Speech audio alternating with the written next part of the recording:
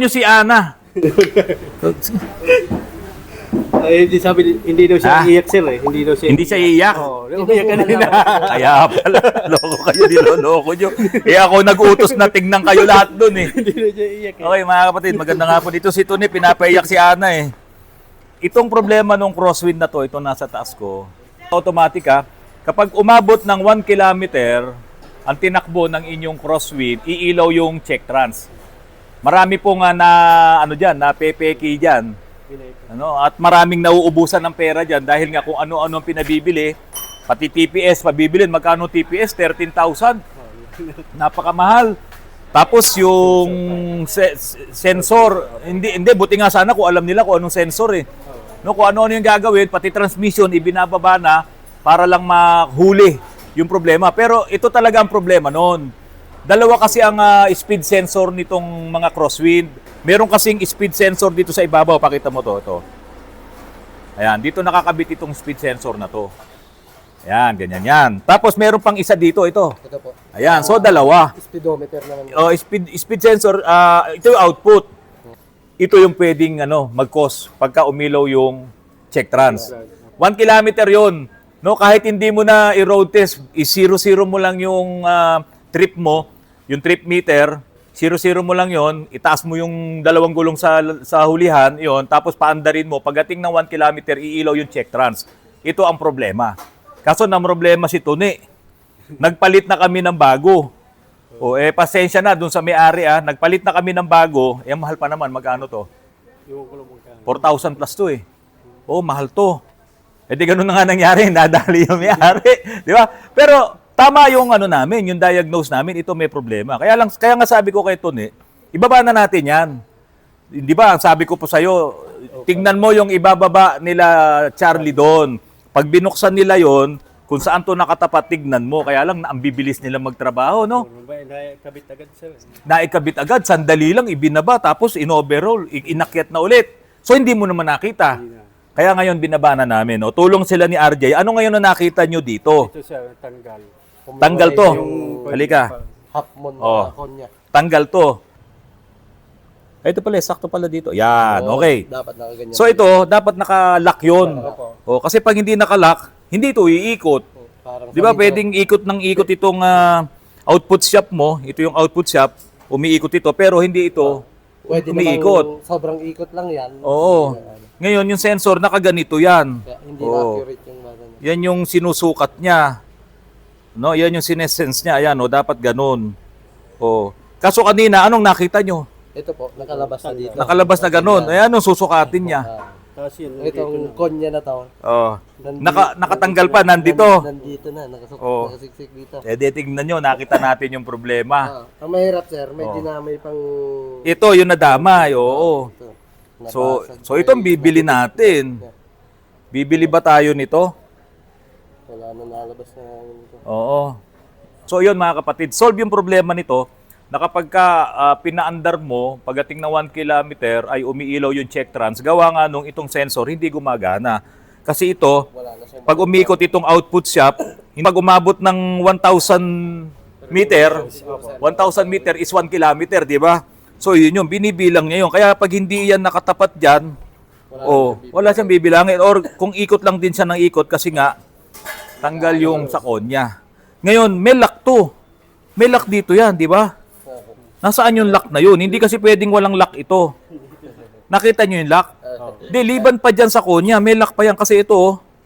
So, ganun yan. Kasi kung hindi ito maglalak dyan, matatanggal lang din ng ganyan yan. Yung... Lock mo. Dito sa... Di ba?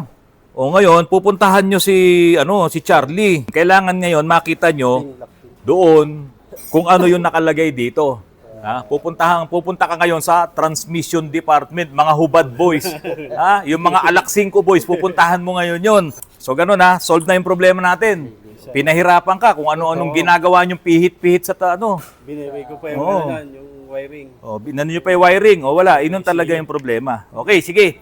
Pupunta na ngayon ako doon sa iba-vlog ko ngayon. At marami po kasing nag-comment mga kapatid doon sa vlog ko kagabi tungkol doon sa insurance. Saan ka ba naman nakakita ng TPL lang pero ang insurance mo para kang naka-comprehensive?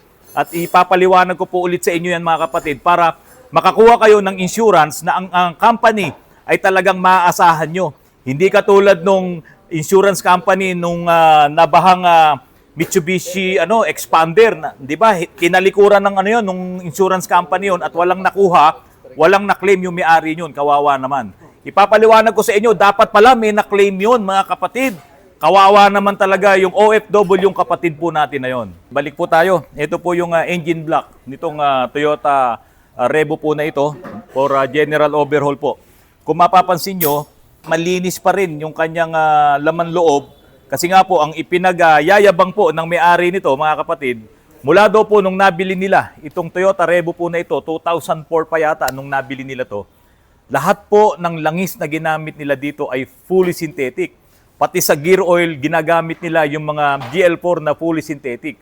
Napakaganda po ng naging epekto sa kanilang makina. Kaya lang, dahil sa umabot na nga rin po, ilang taon na, 22 years itong Toyota Revo na to, at meron na rin siyang blow-by, ang gusto po ng may-ari, agapan na, bago pa masira ng tuluyan, ay ipina-overhaul na po sa atin dito sa Autoruns. Mga kapatid, kagabi po, late na yung aking vlog at ipinalabas ko nga po doon sa vlog ko, yung tungkol po sa Bethel Insurance. Kagabi ko lang din nalinawan na kahit pala naka-CTPL ka or compulsory na third-party liability na insurance, ay pwede mo pang mapaganda yung insurance na yan. Kasi nga po, kung ako naman din ang mayroong sasakyan at gusto ko na yung pasahero ko ay ligtas pa rin or kung sakali mang magkaroon ng aberya, ay meron kang mapapakinabangan sa insurance, siyempre gagawin ko yun. Kaya nga lang, yung ibang mga insurance company kasi, kapag medyo naluluma na yung sasakyan mo after 5 years, ayaw na nilang i-insured pa ng comprehensive. Yung iba nga hanggang 7 years lang eh. Ito po, tignan nyo yung comment po sa akin. Dito pong isang subscriber ko po na nanood ng vlog ko po kagabi. Sabi po ni Syntax Error, excellent information Sir Randy. Nasa 5 years na ako nag-comprehensive insurance at ni-advise na ako ng insurance company na until 7 years lang nila pwede i-insure ang car ko. Kaya lilipat na ako sa iyo, Sir Randy, sa next insurance ko.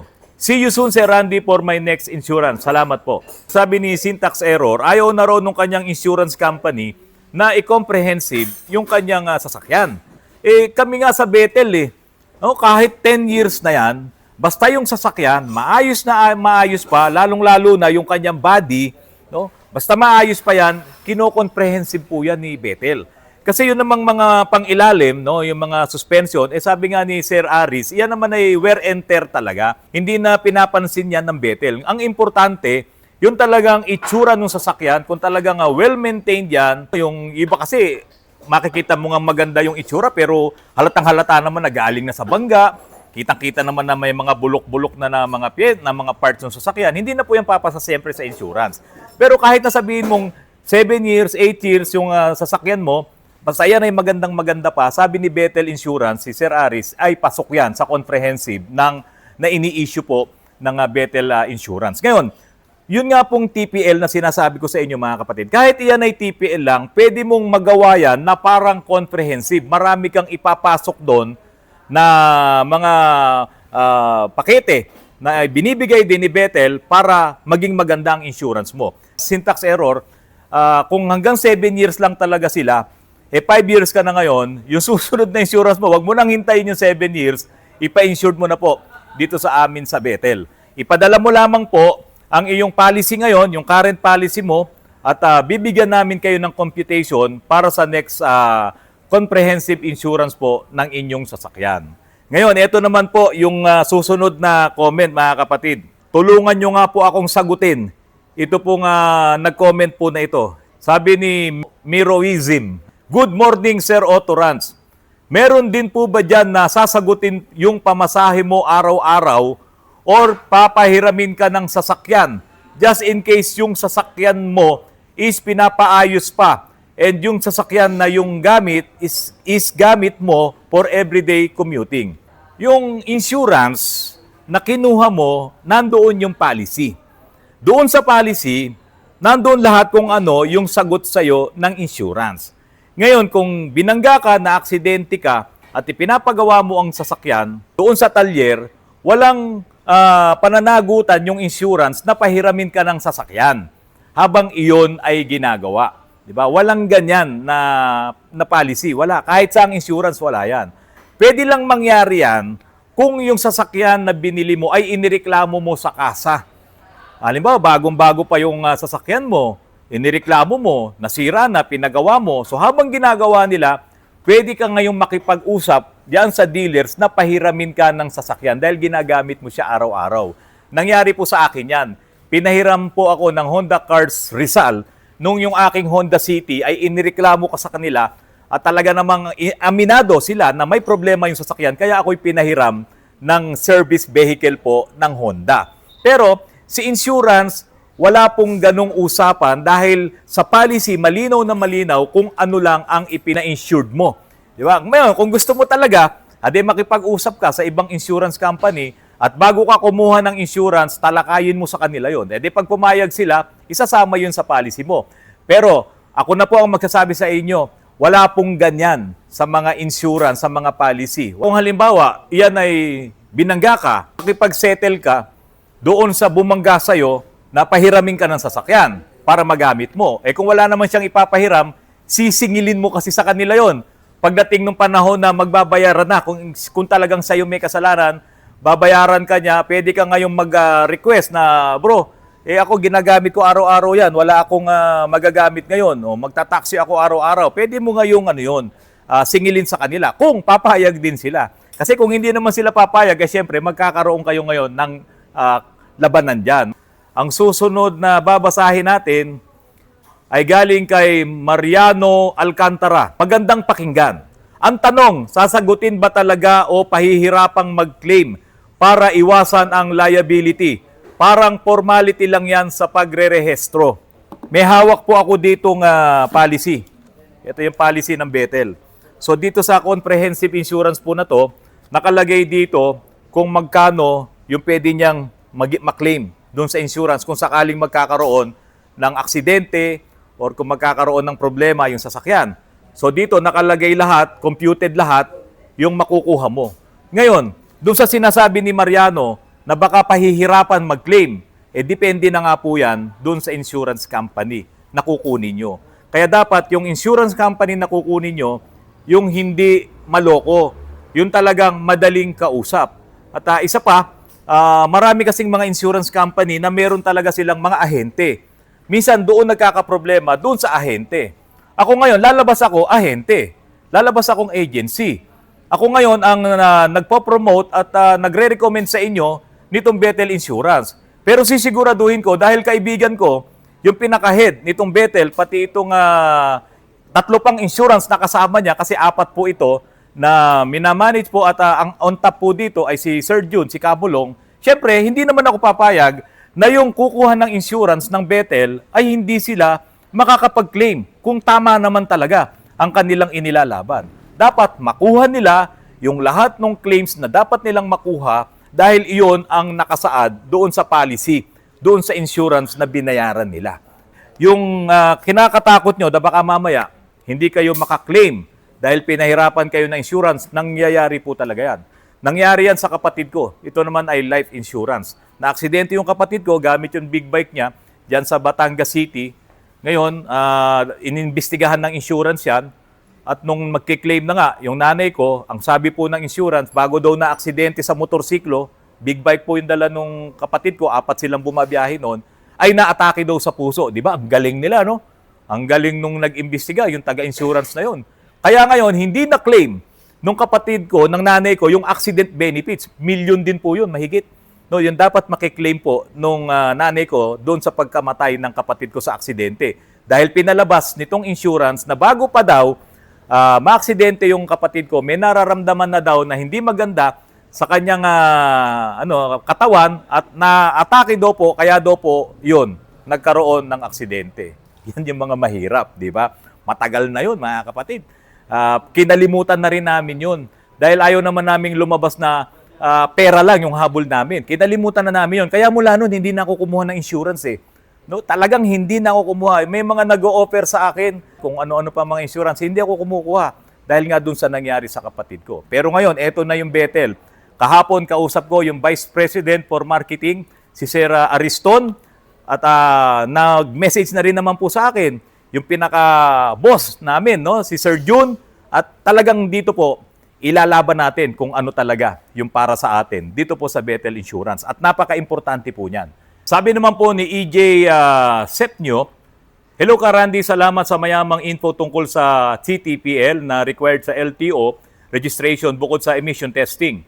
Kakarehistro ko lang sa 7 years old na car ko at 1,500 siningil sa akin sa TPL.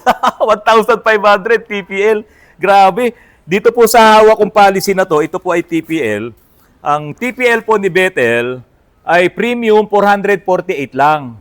Kaya lang po, may mga iba pang mga babayaran, yung documentary stamps 56, VAT 53.76, LGT 0.90, tapos miscellaneous 130.20, kaya inabot po ng 688.86. Yun lamang po yung halaga ng TPL dito po sa amin sa Bethel. Lalong-lalo na kung talagang dito po kayo kukuha sa Autorans. Wala akong ibang idadagdag po dyan. Kung ano yung nakalagay dito sa inyong policy, yun lang po talaga ang babayaran nyo.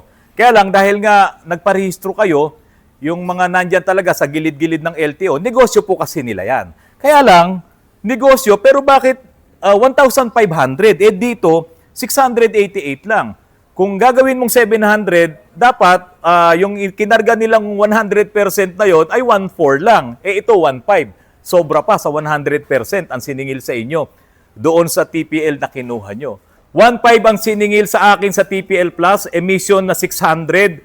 May runner nga, pero ako pa rin ang nagdala sa LTO ng docs. Next year, dyan na ako kukuha ng insurance. Maraming salamat.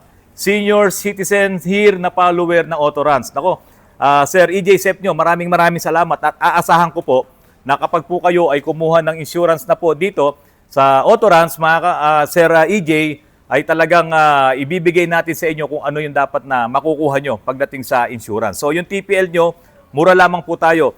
At dahil nga po, TPL lang yan, ang karamihan po na ang pagkakaalam nila sa TPL ay ang babayaran lang ay yung tao na naaksidente. No, kasi ang TPL ano, yung talagang siguro diyan ay 200,000 pesos lamang po, no? Doon sa aksidente na 'yon. Halimbawa, 4 na tao ang naaksidente doon, basta pagkakasyahin po yung 200,000 po doon kung ano man yung mangyayari doon, kung ma-hospital yan, kung mamamatay, no? Lahat po 'yan basta yung budget na 'yon ay nandoon lang, yung 200,000 na yon ay para doon sa aksidente na yon. Ito naman po yung comment ni Marie Lakay. Ang sabi po ni Marie Lakay, di ba yung CTPL ay sasagutin niya lamang yung na-damage mo, pero yung sasakyan mong nasira, hindi niya sagot, di po ba? Yung pong CTPL, yung third party liability po na yon, ang sasagutin lamang po nun, yung compulsory na kinukuha natin pag tayo ay nagparehistro, yung tao lamang po talaga ang sasagutin doon sa aksidente. Halimbawa, yun nga, yung nabangga mo, magpapa-ospital yan, no, may mga certain amount doon kung halimbawa doon sa gamot, kung magkano lang ibibigay nila, meron din doon sa room, kung magkano yung babayaran sa room, ang alam ko po, 500 per day lang ang babayaran doon. So yung mga yun po, nakalagay naman yun doon sa policy, kung magkano po yung binabayaran, katulad po nito, yung hospital room, surgical expenses, anesthesiologist fees, operating room, medical expenses, drugs and medicine, ambulance, lahat po yan ay nandito po sa policy. Kapag ka po kayo ay ginamit nyo ang inyong CTPL, yung third party liability. At iyon po ay para doon sa na-aksidente nyo. Hindi po yun para doon sa sasakyan. Kung ano man yung nangyari sa sasakyan, kung nagkasira-sira yun, wala pong kinalaman yung CTPL po doon. At siyempre, wala din kinalaman yung TPL po na yon noon sa sasakyan mo at sa'yo. Basta yung CTPL na yon, ang sasagutin lamang nun, ayun nga pong indemnities, bodily injury, and or death po. Doon po sa CTPL. Yun po yun. Ngayon, paano mo mapapaganda yung TPL mo? Yun nga po yung kasama sa vlog ko kahapon, kagabi. Sa Bethel po ito pwede mong kargahan ngayon yung TPL mo. Nung bodily injury, property damage, pwede mong kargahan yon, personal accident, acts of nature, and yung pa pong unnamed na passenger. Pwede mong ikarga doon sa CTPL mo. Ang mangyayari nga lamang po doon mga kapatid, medyo tataas na rin yung insurance mo, lalong-lalo na doon sa own damage. Yun na rin halos kasi yung pinaka-main ng mga comprehensive, yung own damage. Sa comprehensive po, yung own damage, katulad nitong hawak ko na to na policy, ang own damage po dito, ang naka-insured po ay 819,000.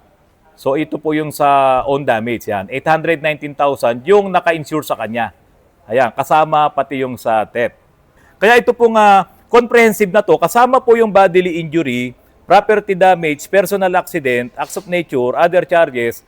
Ang kanya pong babayaran lamang ay total po ng 20,803. No? Ang kanyang insured na own damage ay 819,000, kasama yung debt. O, di ba ba? Mura lang yan, no, mga kapatid, at ang daming included doon sa insurance na ito. Ngayon, doon nga sa TPL na pinag-uusapan natin, yung TPL mo, pwede mong makargahan yan nitong nandoon sa comprehensive insurance. Ang akala nung iba, pagka nag-TPL ka lang, yun na yung insurance mo, yun lang, yung babayaran lang, yung na-aksidente mo. Ngayon, meron na pong pwedeng ikarga dyan, tulad sa amin sa Bethel, pwede mong ilipat yung nandoon sa comprehensive, ilagay mo dito sa TPL. Ang isa pa pong maganda dyan, mga kapatid, dito sa Bethel, ay yung unnamed na person na sakay doon sa sasakyan, doon sa seating capacity. Halimbawa, kotse, 5 yung seating capacity. Lahat ng mga aksidente doon, pwede silang magkaroon ng insurance na 50,000, 100,000, or kahit na 300,000, depende doon sa kukunin mo na premium. So, siyempre, habang lumalaki yung naka-insured, medyo tumataas din yung premium. Yung mga sakay mo, pwede mo ngayong ma-insured sila, masiguro sila.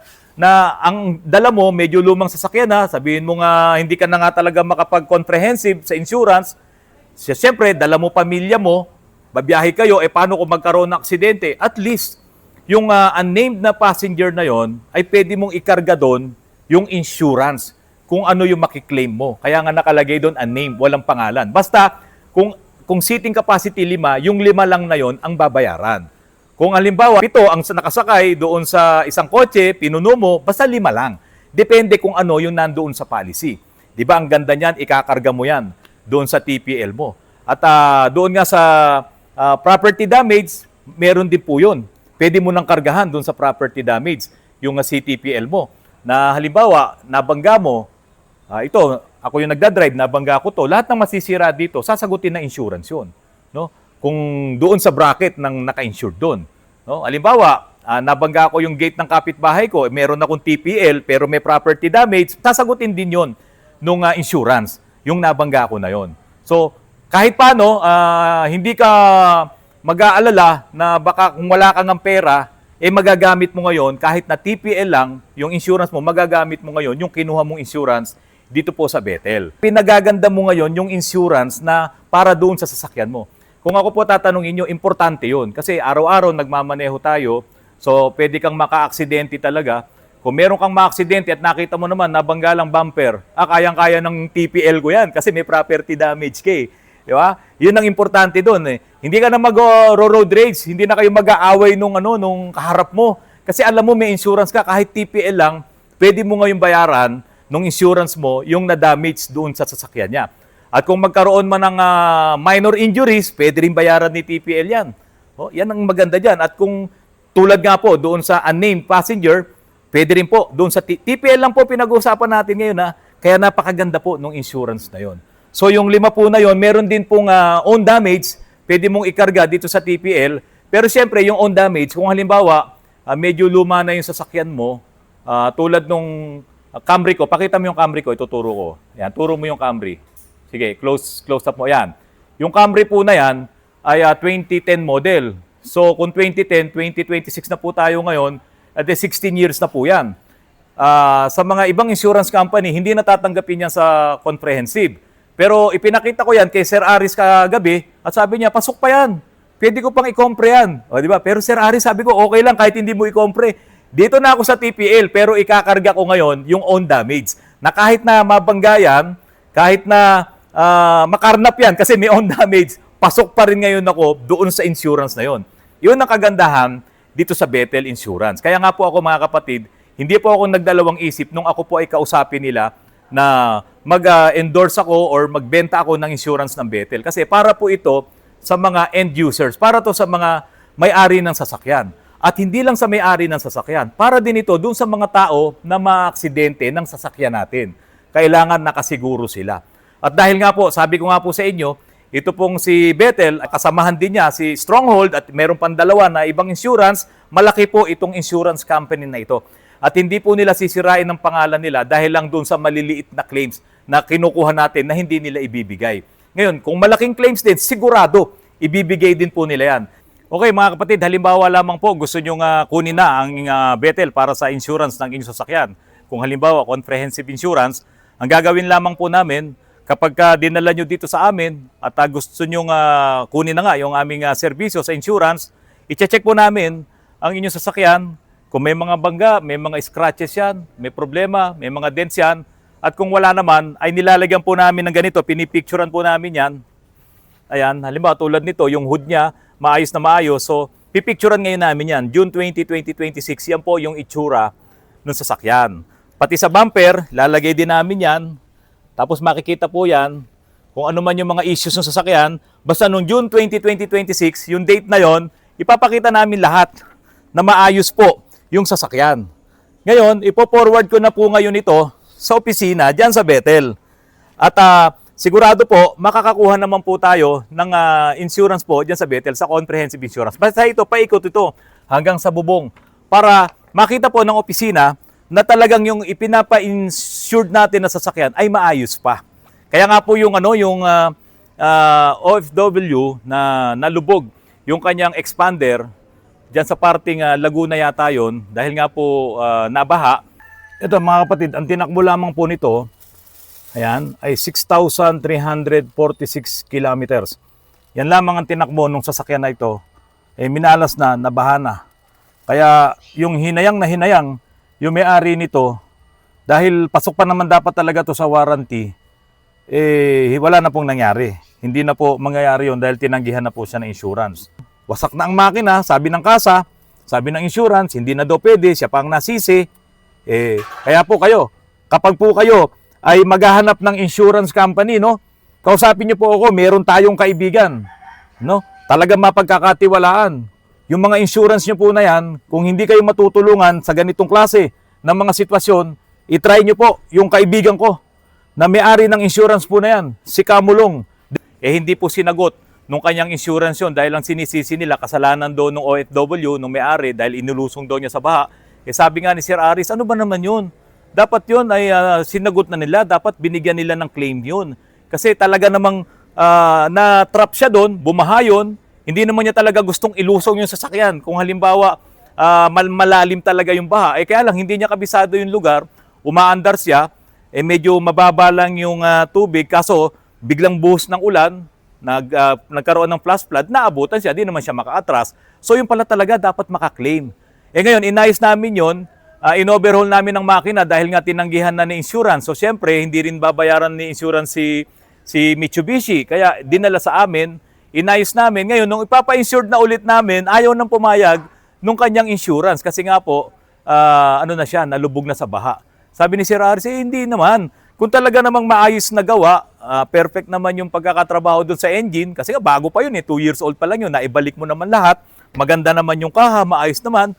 Pumapasa pa po pala yan sa comprehensive insurance dito po sa Bethel Insurance Company.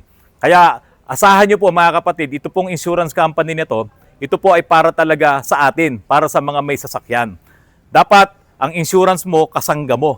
Para kung ano man ang mangyari sa iyo, kung ano mang aksidente yan or maka-aksidente ka man, yung insurance na kinuha mo, yan ang magsisiguro sa mga makukuha mo, sa mga claims na ini-expect mo kapag dumating yung mga aksidenteng ganyan. Mga kapatid, maraming salamat sa patuloy na pagtangkilik nyo po sa aking channel. Ginawa ko po yung vlog na ito. Mayroong kaunting kita sa insurance, pero ang para sa akin po dito mga kapatid, makakuha kayo ng insurance na talagang pakikinabangan nyo pagdating ng panahon. Yung panahon na yun nga, sana wag mangyari. Yung maaksidente, makarnap, sana wag mangyari. Pero kung mangyari yan at wala kang insurance, mas magiging kawawa po tayo. Mga kapatid, maraming salamat. Magandang hapon po sa inyong lahat.